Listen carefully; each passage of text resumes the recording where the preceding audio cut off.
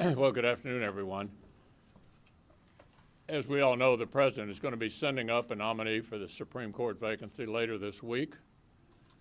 We all anticipate it's going to be an extremely well-qualified woman. And with regard to the schedule after that announcement, Chairman Lindsey Graham will lay out the plan for handling the nomination before the Judiciary Committee. Number two, a word about the negotiation on the CR. The Speaker seems to be hung up on doing the CCC replenishment, which has been automatically done under majorities on both sides for as long as anyone can remember.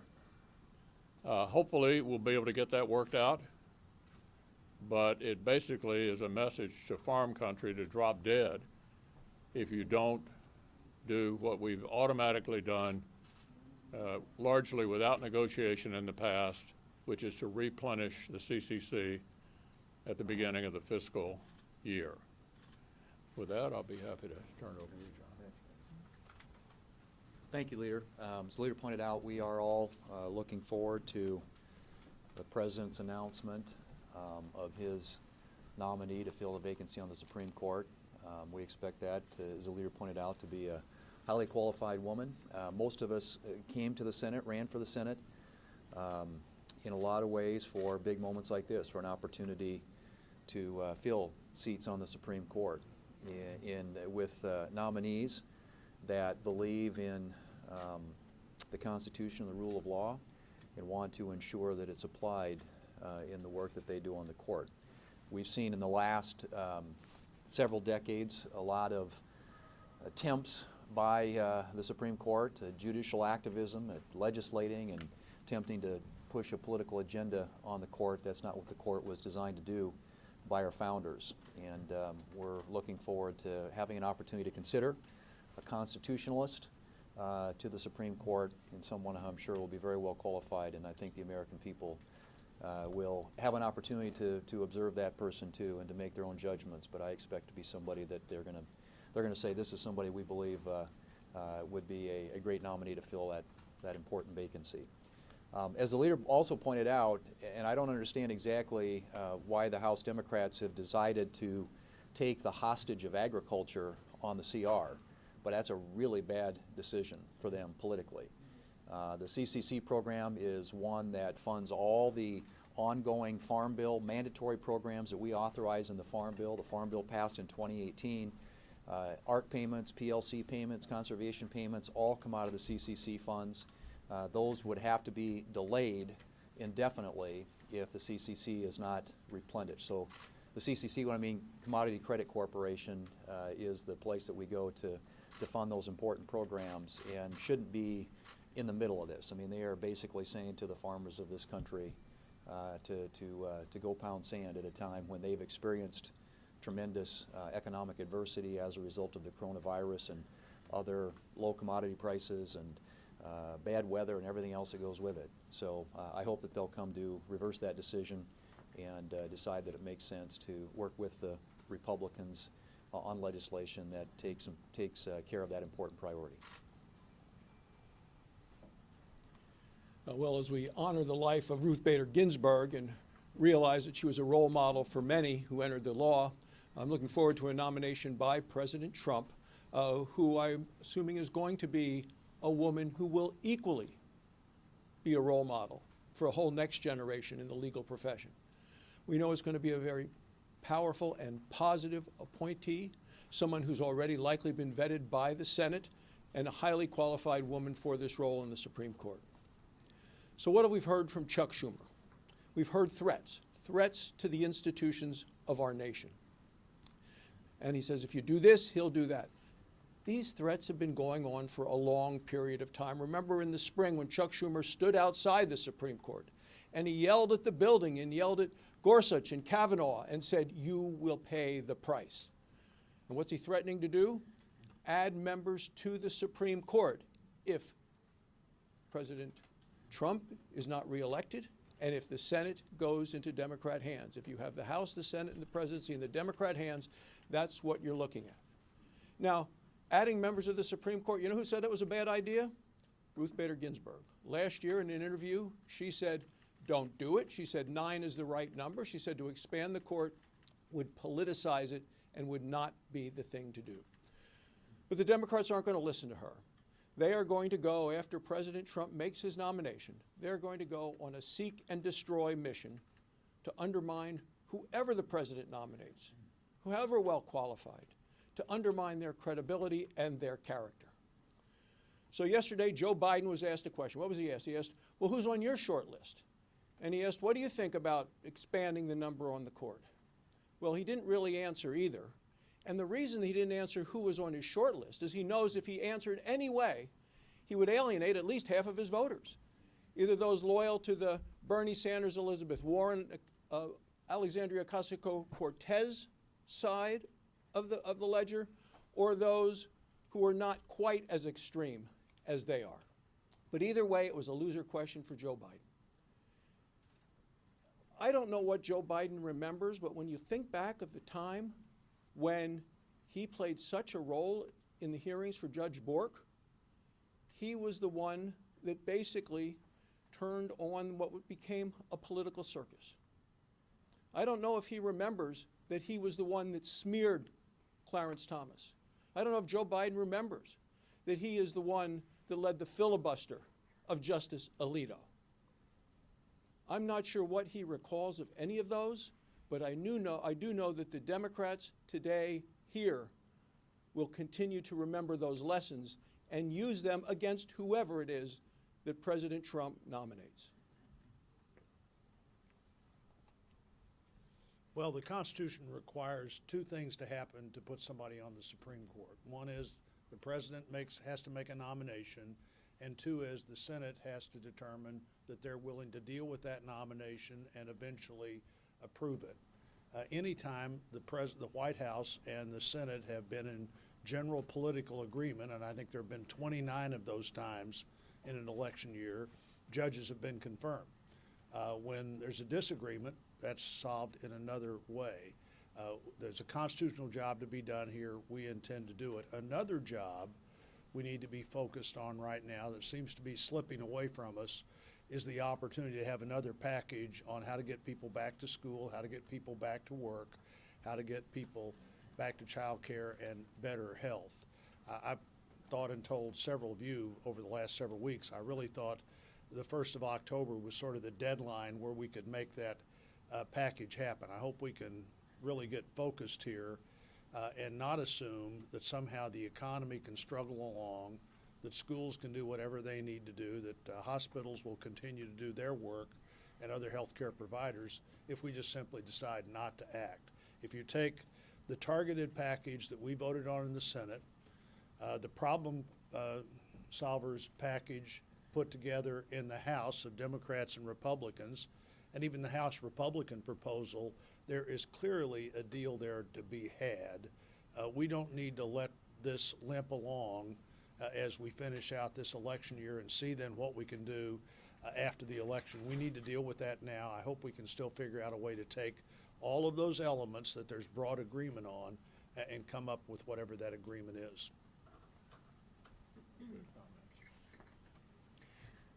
Ruth Bader Ginsburg. I see her spirit and determination reflected in so many generations of young women leaders today, leaders like my daughter Libby. And when I found out the news of her passing last Friday evening, I was at an event. I quite literally teared up in front of the audience. While we may not agree on everything politically, I really admired what a tremendous woman she was and what a great example she set for, again, so many generations of women leaders. So all of my best wishes to her family during this very, very difficult time. With that being said, we do expect a nomination coming from the president very soon. And as a fairly new member of the Judiciary Committee, I do look forward to vetting whoever that nominee may be. I will do my duty as a member of that committee.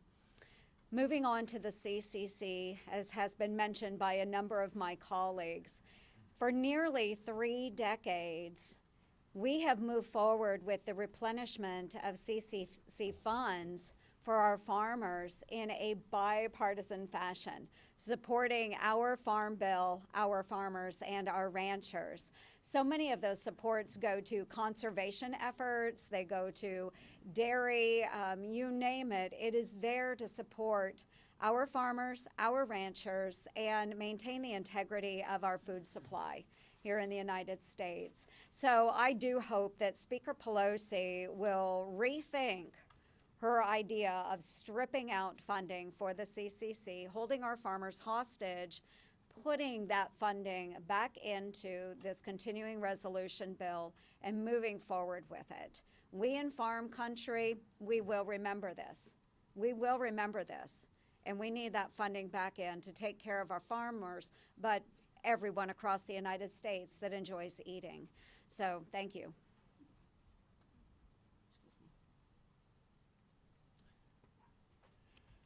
Well, when this Republican president was elected in 2016, and when the American people expanded the Republican majority in the Senate elections of 2018, the expectation of the American people was that should a Supreme Court vacancy arise, that vacancy would be filled.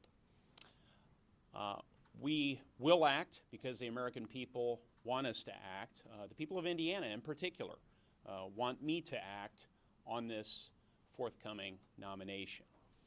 Historical precedent supports action in a case like this clearly, and the president's put forward a list of incredibly talented potential nominees, including Indiana's own judge, Amy Coney Barrett. But I think any of the judges that the president has been discussing in recent days would be an excellent choice. It's my intention to dutifully evaluate the records of whomever the president ultimately nominates and to ensure bold action following his nomination. I have high confidence that the American people are going to be favorably impressed by a faithful constitutionalist nominee, and they'll be proud of the person who becomes the next associate justice on the Supreme Court of the United States. One further observation you might enjoy. As we celebrate the life of Justice Ginsburg, you might be interested to know that there is currently pending before the Judiciary Committee a nominee I recommended to the President for the District Court, who went to Columbia, had originally applied for Justice Scalia. Justice Scalia ended up being full, picked up the phone and called his good friend Ruth Bader Ginsburg, and she hired the guy who had applied with Scalia, knowing full well he was pretty much of a Federalist Society type person. And Justice Ginsburg said to him, well, it'll be a good challenge for me to have a clerk who challenges my assumptions. Just another anecdote about an extraordinary justice that the country lost this week. Mr. Leader, are you confident you have the votes to move this nomination now? And is it your goal to have this person confirmed by Election Day? The next step will be for Chairman Graham to lay out the way to handle this in committee. And when the nomination comes out of committee, then I'll decide when and how to proceed. Mr. Leader, early polls show that a majority of Americans disagree with your approach. They want you to wait. Does that give you pause? Well, as all of us have pointed out, we have an obligation under the Constitution, should we choose to take advantage of it, with a president of the same party as the Senate, to advance the nomination. And we will certainly do that this year. This Senate is in, current Senate elected the last time in 2018, will be here till the end of the year, and the president will be here till January 20th. But do you understand why many Americans view this as a double standard?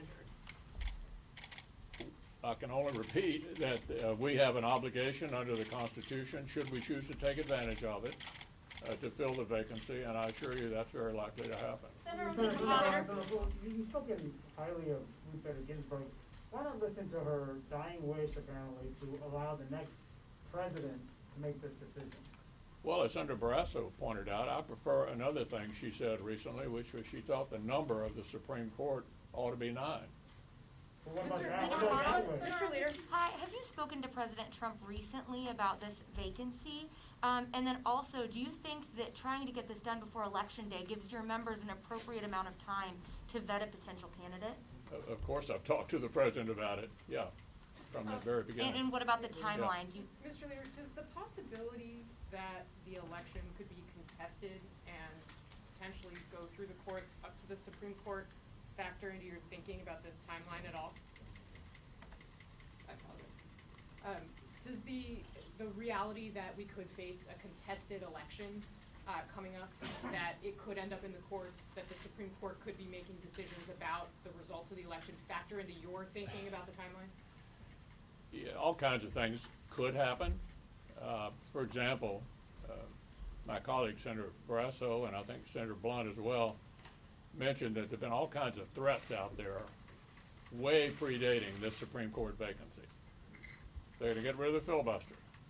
They're going to make D.C. a state, Puerto Rico a state, pack the Supreme Court. All these threats have been out there for months. What we do know is what the job is right now.